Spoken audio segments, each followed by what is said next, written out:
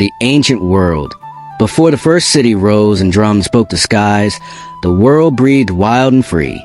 And in its heart lived a spider named Anansi, tiny in size, enormous in cunning.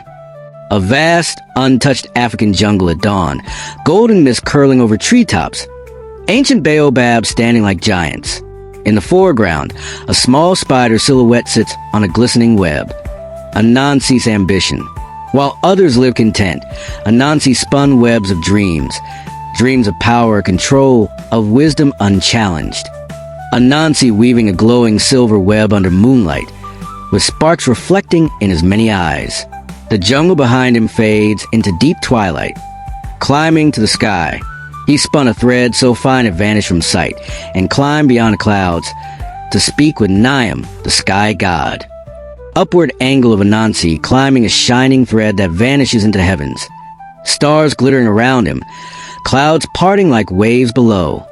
The deal with Niam. "Give me all the wisdom of the world," he asked. Niam laughed, then set the price. Onini the python, Osibo the leopard, and Boro the hornets alive. A glowing palace in the clouds. A radiant godlike figure of Niam towers over a small Anansi, light reflecting from Niam's golden skin and robes of stars. Tricking the python. "They say you're shorter than a branch," Anansi told Onini the prideful python. And while he measured himself, Anansi bound him tight. Forest riverbank scene with massive, gleaming green python stretched beside a palm branch, while Anansi quickly ties vines around him. Trapping the leopard. Osibo the leopard fell into a pit, snarling. Anansi offered help, then wrapped him in webs as strong as iron.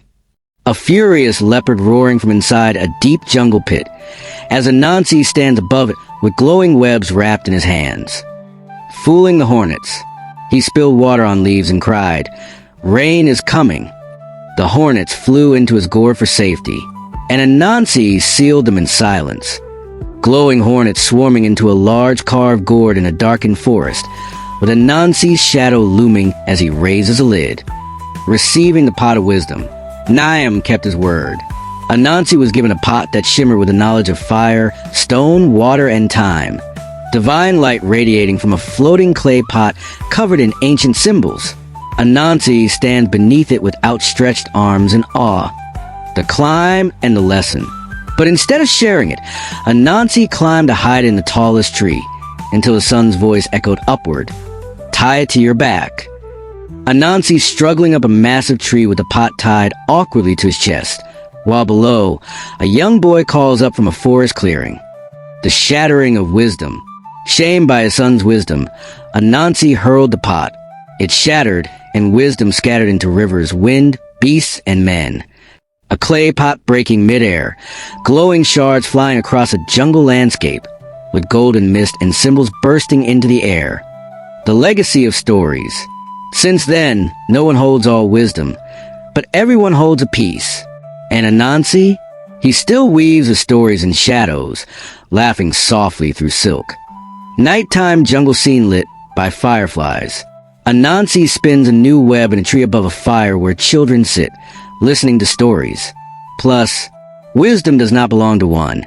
It lives in the hearts of those who listen, learn, and share. If this tale touched your spirit, spread it like the scattered seeds of Anansi's pot. Until our next story, stay curious, stay wise, and never stop weaving your truth. Wisdom is for all. Share the story. Subscribe for more African legends.